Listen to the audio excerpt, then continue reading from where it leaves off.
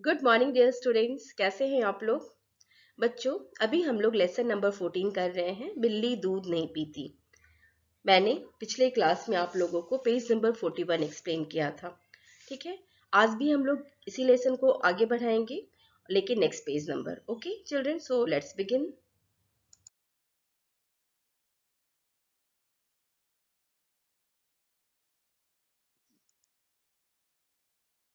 आज भी वही रहेगा, explanation of the lesson and word meaning. मैंने आप लोगों को पिछले क्लास में बताया था कि तेनालीराम हैं, इन्होंने अपने वाक चातुर्य, हाजिर जवाबी की वजह से राजा का दिल जीत लिया था। और राजा के पास कोई भी मुसीबत होती थी, कोई भी परेशानी होती थी, तो उसका हल निकालने के लिए वो तेनालीराम के पास ही जाते थे, तेनालीराम से ही पूछते थे। पर एक बार ऐसा हुआ, मैंने पिछले क्लास में आप लोगों को पेज नंबर 41 एक्सप्लेन किया था। तो अब हम लोग आगे बढ़ते हैं बच्चों। मैंने लास्ट डे आप लोगों को बताया था कि राजा कृष्णदेव राय के राज्य में चूहे बहुत परेशान कर रहे थे। लोग अपनी समस्या लेकर राजा के पास गए और राजा ने भी बगैर किसी परामर्श के, वो हर परेशानी के समय तेनालीराम से मशवरा करते थे, लेकिन उन्होंने इस बार क्या किया, खुद से डिसीजन ले लिया।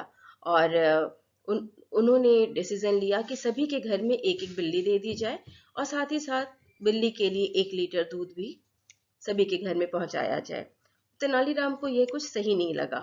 तेनालीराम के पास भी बिल्ली थी, लेकिन उन्होंने क्या किया था तेनालीराम ने कि बहुत ही गर्म दूध जो है वो बिल्ली को दे दिया था पीने के लिए, जिसके कारण उसका मुंह जल गया था। तो अब क्या हुआ, अब आगे हम लोग देखते हैं। अब बिल्ली दूध देखकर भागने लग गई, क्योंकि उसका मुंह जल गया था, इसलिए वह दूध देखकर ही भागने लग जाती थी। कुछ ही दिनों में वह सूख कर काटा हो गई। सूख कर काटा होना एक कहावत है, मैंने आप लोग को पिछले क्लास में बताया था बच्चों, कि सूख कर काटा होना का मतलब होता है बहुत कमजोर हो जाना, एकदम कृशकाया, एकदम पतला दुबला, एक तिनके जैसा शरीर हो जाना। तो सूख कर काटा हो गई थी। कौन सूख कर काटा हो गई थी? बिल्ली सूख कर काटा हो गई थी। एक दिन राजा ने बिल्लियों को देखना चाहा। सभी लोग अपनी अपनी बिल्लियां लेकर दरबार में आए। सभी की बिल्लियां दूध पीकर हृष्ट पुष्ट, यानी कि बहुत ही हृष्ट पुष्ट हो गई थी। बहुत ही ज्यादा वो लोग तंदुरुस्त हो गई थी। लेकिन तेनालीराम की बिल्ली बहुत कमजोर थी, बहुत वीक थी। वीक तो होना ही थी उसको, क्योंकि उसने दूध नहीं पिया था। तेनालीराम ने पहले दिन उसको ऐसा दूध दे दिया कि उसका मुंह जल गया। उसके बाद वो दूध पीने की हिम्मत ही नहीं करती थी, जिसके कारण वो सूख कर काटा हो गई थी और बहुत कमजोर हो गई थी। राजा के पूछने पर तेनालीराम ने कहा, महाराज, मेरी बिल्ली दूध नहीं पीती।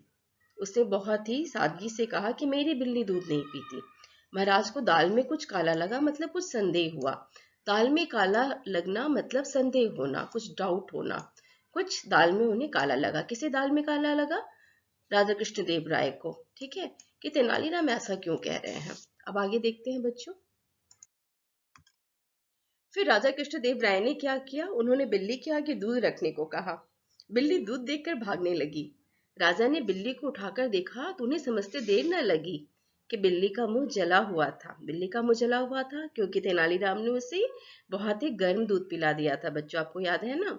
तो बिल्ली को देखकर ही राजा समझ गए, उसके मुंह को देखकर ही समझ गए कि क्या हुआ है, माजरा क्या है।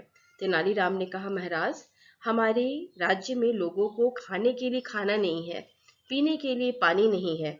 जो दूध हमारे राज्य के बच्चों को मिलना चाहिए वो हम बिल्लियों को पिला रहे हैं। ये कहाँ तक न्याय संगत है। तो क्योंकि उस समय जब राजा ये डिसीजन ले रहे थे, उस समय तो तेनालीराम कुछ बोल नहीं पाए थे। लेकिन अभी उन्हें बोलने का मौका मिला तो उन्होंने बोली, अपनी बात रखी कि महाराज, हमारे राज्य में, हमारे स्टेट में लोगों के पास खाने के लिए नहीं है, पीने के लिए पानी नहीं है, और दूध जो हमारे राज्य के बच्चों को मिलना चाहिए वो हम बिल्लियों को क्यों पिलाएं। तो अभी तेनालीराम ने अपनी बात राजा के सामने रखी। तो और उन्होंने यह भी कहा कि यह कहाँ तक न्याय संगत है। ठीक है, राजा को फिर अपनी गलती का एहसास हुआ। उन्होंने तेनालीराम को धन्यवाद दिया। जब राजा ने तेनालीराम की बात सुनी तो उन्हें फिर सही लगा कि तेनालीराम तो बिल्कुल ठीक कह रहे हैं, ये तो बिल्कुल न्याय संगत नहीं है, ये बिल्कुल अकॉर्डिंग टू द रूल नहीं है, ये सही चीज नहीं है कि हमारे राज्य के बच्चे भूखे रह जाएं और हम बिल्लियों को दूध पिला रहे हैं। तो राजा को अपनी गलती का एहसास हुआ, अर्थात उन्हें रियलाइज हुआ कि नहीं, उन्होंने गलती करी है। उन्होंने फिर तेनालीराम को धन्यवाद दिया, अर्थात उन्हें थैंक्स बोला। तो बच्चों, एक्सप्लेनेशन पार्ट कंप्लीट हुआ इस लेसन का, और आप लोग के लिए होमवर्क है। आप लोग पेज नंबर 42 पे कुछ क्वेश्चंस दिए हुए हैं, आप लोग उसे आंसर बनाने का ट्राई करो, उसका आंसर खुद से लिखने की ट्राई करो। मैं भी आप लोगों को गूगल क्लासरूम में आंसर बना के भेज दूंगी, लेकिन आप लोग पहले खुद से ट्राई करो। Okay children, that's all for today's class. Have a nice day. Thank you very much.